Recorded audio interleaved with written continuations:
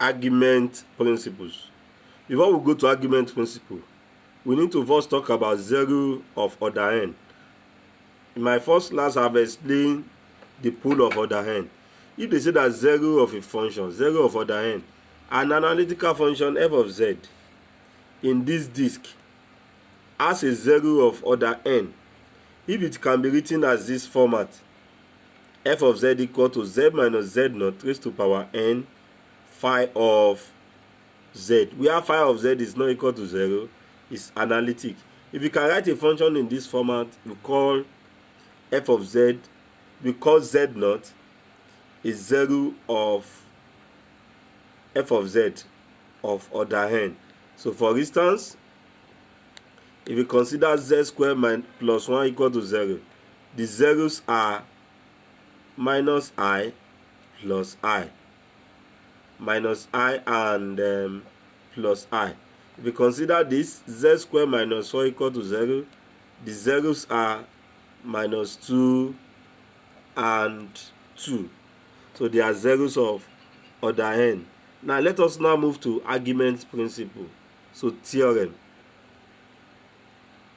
The theorem, argument principles. So this is the theorem, argument principle. If f of z is analytic inside and on a simple closed curve C, except for a finite number of poles, that simply means that if f of z is meromorphic, then this statement occurs: 1 over 2 pi I integral f prime of z over f of z, that is derivative of f of z over f of z, the integration is equal to nz minus np, or simply small n minus small p. That simply means that this nz simply means the number of zeros of f of z, while p means the number of poles that this f of z has. So when we are given this, what this argument principle is saying is that when we are given this type of thing, this type of integration, we only need to know our f of z there. The denominator is our f of z. Then we find the number of zeros there, the number of poles, then we subtract it times 2 pi I. So we can write this thing like this: f prime of z over f of z dz will be the same thing as 2 pi I. If you make it the same formula, n minus p. As we have said, n is number of zeros, p is number of poles. That about argument principle. Now let's prove the theorem. Let's prove the theorem. We start by saying, let's see enclose two curves. The curves are closed, C1 and C2, like this. Let's say this is C. It encloses this closed curve C1, C2. So in that case, by what we have done before, we can say that 1 over 2 pi I f prime of z over f of z C. Since this C encloses this, so it will be the addition of the two. So this will be 1 over 2 pi I C1 f prime of z over f of z dz plus C2 f prime of z over f of z dz. So let's take note of that. We are coming to that. Now, on C1, we assume that f of z has n zeros on this C1.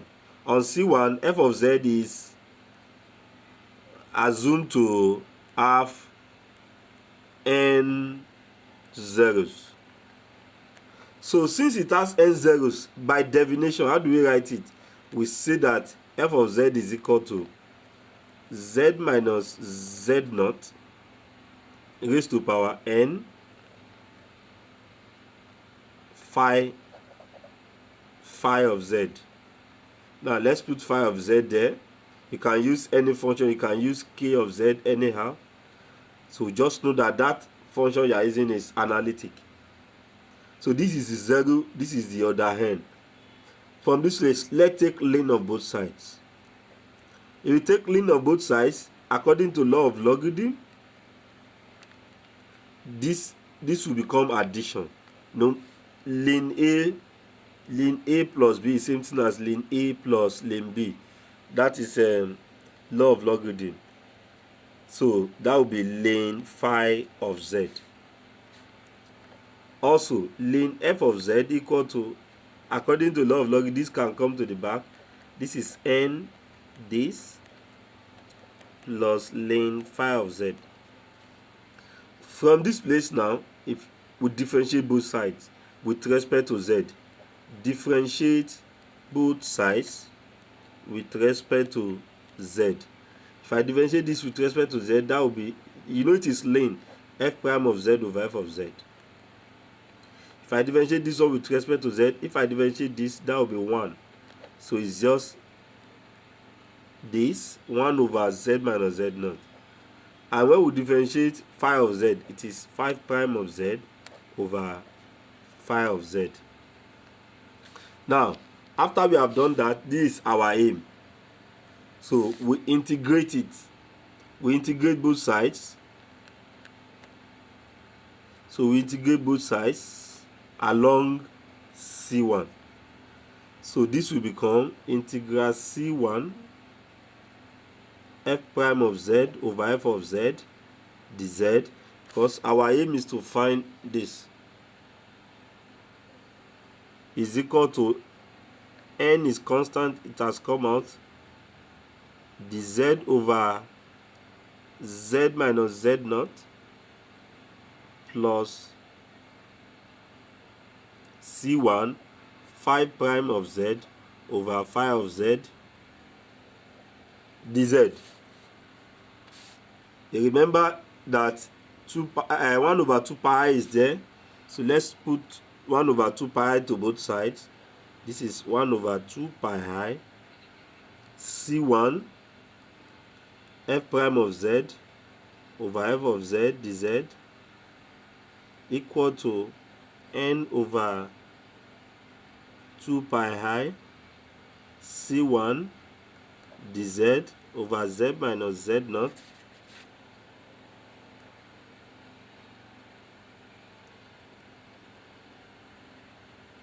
So we have put 1 over 2 pi to both sides. Phi prime of z over phi of z dz. Now let's continue from another page. Now, this will be 1 over 2 pi I integral f prime of z over f of z dz equal to, by what we have done before under Cauchy integral formula, you remember this one will give me just 2 pi I. To give me 2 pi I. Also, this one, we have been told by definition that phi is analytic. Phi of z naught is analytic inside C. In that case, the whole of these two will be analytic. And by Cauchy integral formula, this one it becomes 0. So let's say I say Cauchy integral formula by Cauchy integral theorem, the second integral is 0. Because why? Cauchy integral theorem says that if a function is analytic inside a curve, and when we are integrating along that curve, the answer will be 0. Since it's analytic by Cauchy integral theorem, this is 0. So this is what we are going to have left. So this will be 0. So what we have left is now, this is on C1. This cancels this. This is, our answer is n. So let's keep it like that. Now on C2, f of z is assumed to have, on C2, f of z is assumed to have a pole or poles of order n. So if you look at the consequences of Cauchy integral formula that I did before, I have said, I have given the definition there. that if a function of z has a pole of order n, then that function will be written like this: phi prime z minus z naught raised to power p. We have told that phi is what? Is analytic. So let's do the same thing that we did there. We take lane of both sides. If you take lane of this one too, this will be lane phi of z. According to law of logarithm, this division will turn to minus. This power will come to the back of the lane. So we have p lane z minus z naught. Now, let's differentiate both sides with respect to z. So this will give me f prime of z over z dz. If I differentiate this, it will give me phi prime over phi of z minus p. If I differentiate z, I will have 1 over z minus z naught. Just like what we did the other time, we integrate both sides. Let's put 2 pi I to both sides. I will integrate along C2 now.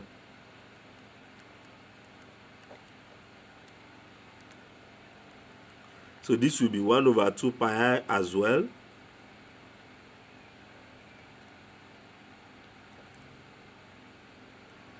Phi prime of z over phi of z minus p is outside, C2, this is C2, 1 or dz over, let's put the z here, over z minus z naught. Since phi of z is also analytic in on C2, therefore this one is 0 by Cauchy integral theorem. It says that if a function is analytic in a curve C and we are integrating along that, the integration becomes 0. So this is 0. So what we are going to have left is 1 over 2 pi I into 0 minus p. By virtue of what we did the other time, this one too will be what? 2 pi I. Along the way, this will cancel this. Finally, our answer is minus p. So we have now seen that 1 over 2 pi I is equal to integration gives me minus p on C2. And if you look at this, we have said that 1 over 2 pi I C is equal to 1 over 2 pi I C1 plus C2. So finally, we can now conclude that 1 over 2 pi I ordinary C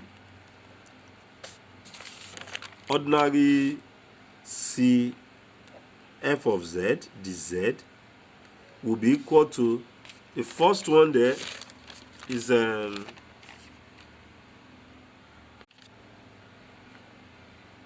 C1, and we got our C1 to be n plus C2. We got our integral on C2 to be minus p. So finally our answer is n minus p. So we have proved the theorem, the argument principle. So you can see this is the theorem once again. We have just proved it once again. We have example here.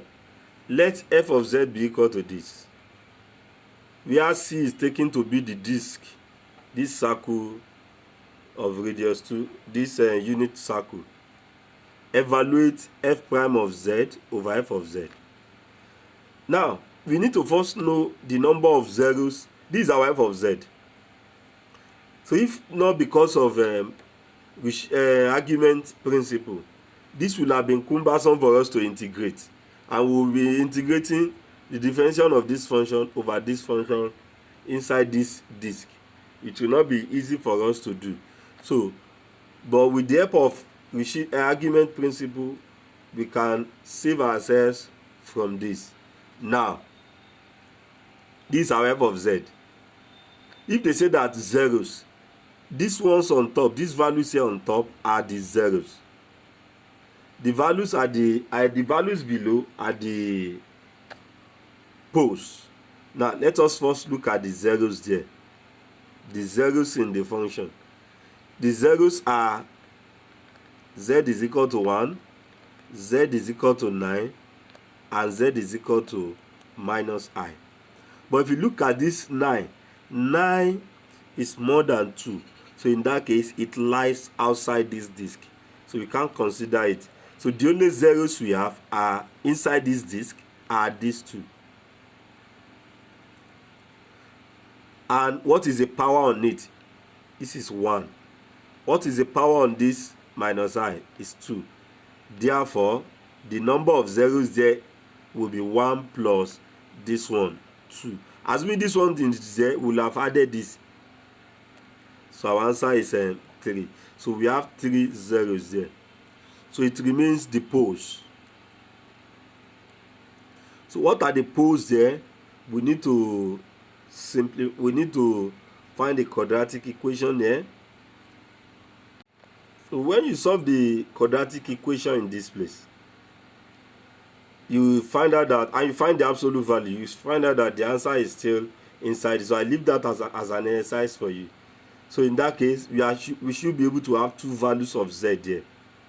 And for the 2 values of z there, so the poles will be 2, 2, because there are 2 values.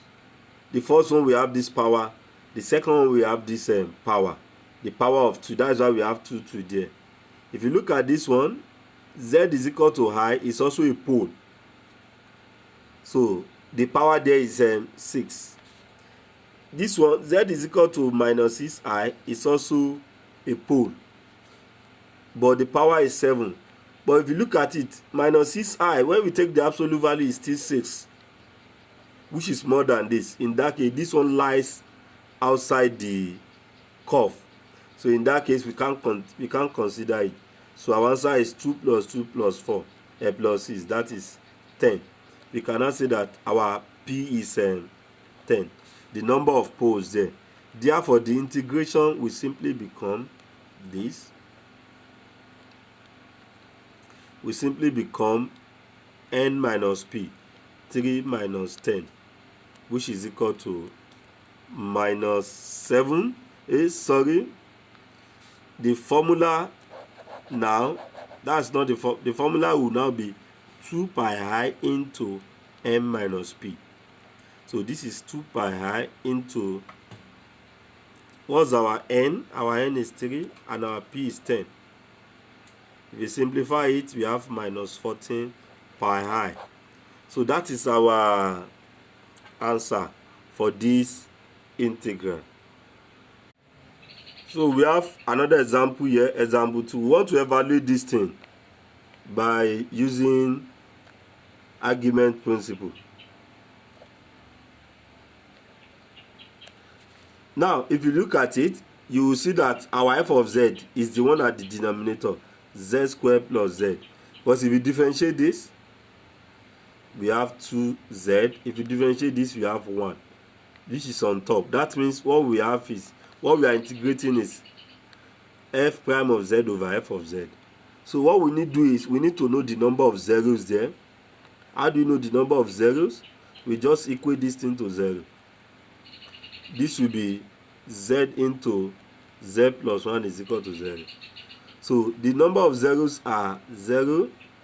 The zeros that we have there are this. Therefore, n will be equal to 2. The power on this is 1, 1. So n is equal to 2. But poles, there's no pole there. There's nothing under it.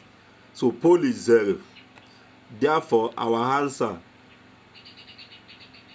2z plus 1 over z squared plus z will just be equal to 2 pi I into m minus p. This is 2 pi I into 2 minus 0.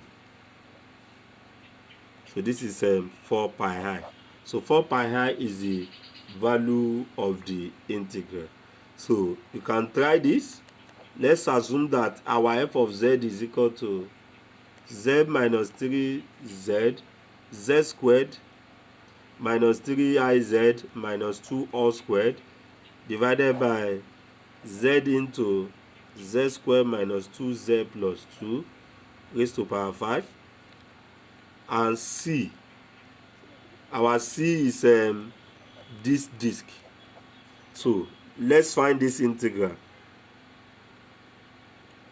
1 over 4i f prime of z over f of z dz.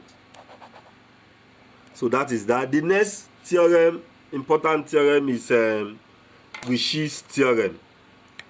So we'll meet in our next video for Cauchy's theorem.